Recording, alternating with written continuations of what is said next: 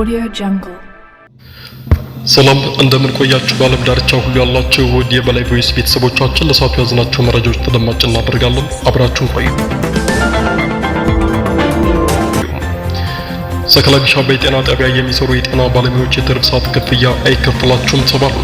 ሰከላ ወረዳ ግሽ አባይ ከተማ ጤና ጣቢያ ውስጥ የሚሰሩ የጤና ባለሙያዎች ከመደበኛ ስራ ሰዓት ውጭ የሰሩበትን ክፍያ እንዲከፈላቸው ቢጠይቁም ወዳደሩ የአብይ ጭንገረድ የሆነው የሰከላ ወረዳ ብልጽግና ለሚሊሻ ከፍያለሁ ብር የለኝም በማለትም መልሷቸዋል።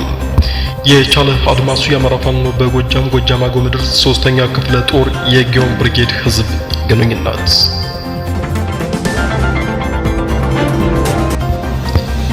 የአማራ ፋኖ ህዝባዊ ድርጅት ጎንደር ጠቅላይ ግዛት አባላት ዛሬም ወደ አማራ ፋኖ አንድነት በጎንደር ጉዟቸውን ቀጥለዋል። በዛሬው ዕለት ከ25 በላይ የአማራ ፋኖ ጎንደር ጠቅላይ ግዛት እዝ የአጼዎቹ ክፍለ ጦር አባላት የነበሩ ከወንድሞቻችን ጋር አንጣላም አንተኩስም በአንድነት እንጂ በተናጥል መታገል አሸናፊ አያደርግም፣ ወዳጆቻችንን ሳይሆን የአማራን ጥላቶች ጋር ለመታገል ነው ጫካ የገባ ነው ያሉ ከነትጥቃቸው የአማራ ፋኖ ጎንደር ታድሎ ብርሃን ክፍለ ጦርን ተቀላቅለዋል። አባላቱ በታድሎ ብርሃን ክፍለ ጦር ስም በአንድነት መስዋዕትነት ለመክፈል ለድል ለመብቃት ጥላቶቻችንን ጥለን የአባቶቻችን ታሪክ ለመድገም እንዲሁም የአማራን ህዝብ ትንሣኤ ለማብሰር ሲባል ከነበርንበት ክፍለ ጦር ወጣን ወደ አንድነቱ ተቀላቅለናል ሲሉ ቀሪ የጠቅላይ ግዛቱ አባላት የእርስ በርስ ግጭትና መጠፋፋት ትተው በፍጥነት ወደ አንድነት እንዲመጡ ጓዳዊ ጥሪያችን እናስተላልፋለን ሲሉም ተናግረዋል። የሚደመሰስ ፋኖ ሲጠፋ ሚሊሻና መከላከያ ያዘውን መሳሪያ የሰበሰቡ ማድረክን ደመሰስን ማለትም ጀምረዋል። ብልጽግናዎች የደነቆሩት ስብስብ ስለሆኑ ፎቶ ለማንሳትም ቸኩላቸዋል። ብልጽግና ማለት እኮ የገዛ ወታደሩ መሳሪያ ነጥቆ ፋኖ እንደመሰስኩ ማድረኩ እያለ በውሸት መረጃ በመንዛት የሚጥፋና ባዶ ቀፎ ነው ሲሉም ተናግረዋል።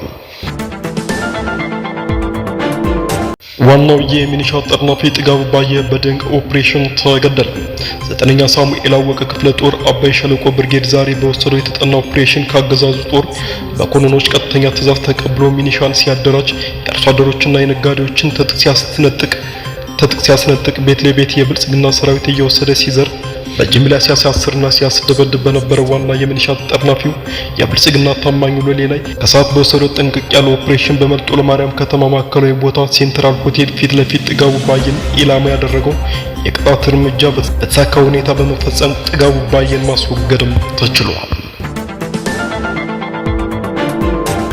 በአንድ ቦምብ 10 ወታደራዊ አመራሮች ተደመሰሱ። ባይሸለቆ ብርጌድ አባላት በመርጦ ለማርያም ከተማ ውስጥ በመግባት በወረወሩት አንድ ቦምብ 10 ወታደሮች መደምሰሳቸውን ነው የአማራ ፋኖ በጎጃም ኮሚኒኬሽን ጉዳዮች መምሪያ ያሳወቀው። የጦር መሳሪያችንን ፋኖ ታጥቆ ወታደሮቻችን እየተገደሉ ያሉት በራሳችን መሳሪያ ነው ሲሉ የቀድሞ ምርኮኛና የአሁኑ ፊልድ ማርሻል ብርሃኑ ጁላ ተናገሩ። ፊልድ ማርሻሉ ይህንን የተናገሩት በመከላከያ ኢንተለጀንስ ቢሮ እዝ አዛዦችና ከሌሎች ወታደራዊ አመራሮች ጋር ባካሄዱት የግምገማ መድረክ ላይ ነበር። የቀድሞ ምርኮኛ የአሁኑ ከፍተኛ ወታደራዊ አዛዡ ብርሃኑ ጁላ የፋኖ ድል ጉዞ እየሰመረና በምትኩ ደግሞ የብልጽግና ጀንበር እየጠለቀች መሆኑን የተረዱም ይመስላል። ከአማራ ህዝብ ጋር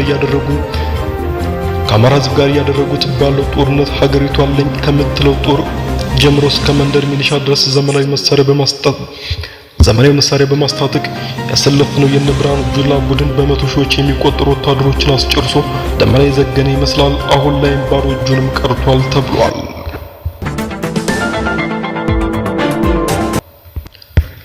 በቅርቡ ጠቅላይ ሚኒስትሩን ጨምሮ ሌሎች የኦሮሞ ተወላጆች የሆኑ ወታደራዊ አዛዦችና የሲቪል አመራሮች ብቻ በተገኙበት ዝግ ውይይት ላይ ወታደሩ ስለማለቁና እነሱ የኦሮሞ መንግስት ነው የሚሉት የአገዛዙ ስርዓት ያከትምለት መሆኑን በሰፊው መነሳቱን የበላይ ቮይስ ወታደራዊ ምንጮችን ገልጸዋል።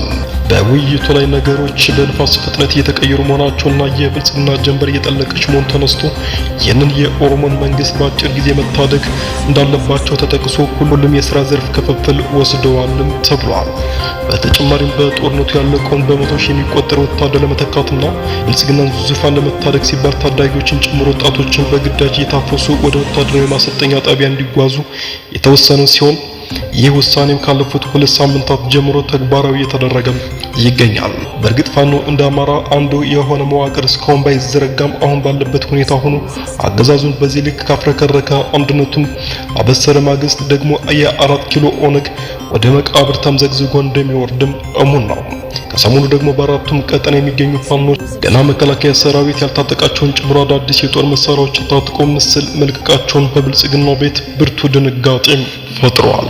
ሰሞኑን ፋኖ ታጥቆ ከለቀቃቸው መሳሪያዎች መካከል አንዳንዶቹ ከነጭራሹ የሀገሪቱ ጦር አይቷቸው የማያውቁ፣ አንዳንዶቹ ደግሞ ለቤተ መንግስት ጠባቂ ኮማንዶች ብቻ የተሰጡ ሲሆን እነዚህ መሳሪያዎች እንዴት በፋኖ እጅ ሊገቡ ቻለ በሚል ፊልድ ማርሻልን ጨምሮ ሙሉ የብልጽግና አመራሮች ከፍተኛ ድንጋጤ ውስጥ መሆናቸውን ነው የተነገረው። የቀድሞ ምርኮኛ የአሁኑ ፊልድ ማርሻል ብርሃኑ ጁላ በመከላከያ ኢንተለጀንስ ቢሮ የመሰብሰቢያ አዳራሽ ውስጥ የሁሉም እዝ አዛዦችና ሌሎች የወታደራዊ አመራሮች እንዲሁም ከጠቅላይ ሚኒስትሩ ጀምሮ የመጡ ባለስልጣናት በተገኙበት የሚያዝያ ወር ወታደራዊ እንቅስቃሴ ምን ይመስላል የሚለውን መገምገማቸውም ነው በላይ ቮይስ ሚዲያ ወታደራዊ ምንጮች የገለጹት። በዚህ የግምገማ መድረክ ላይ ፋኖ ከሰሞኑ ታጥቋቸው ስለታዩ የጦር መሳሪያዎች ጉዳይ ተነስቶ ጣት እስከመጠቋቋም የደረሰ ከባድ ግምገማ ተካሂዶበታልም ተብሏል። በግምገማ መድረኩ ላይ የጦር መሳሪያዎቻችን ሁሉ ፋኖ ታጥቆታል፣ ወታደሮቻችን እየተገደሉ ያሉት በራሳችን መሳሪያ ነው፣ ይህ እንዴት ሊሆን ቻለ በሚል የቀድሞ ምርኮኛና የአሁኑ ፊልድ ማርሻል ብርሃኑ ጁላ ቁጣ አዘል ጥያቄ አንስተዋል ነው የተባለው።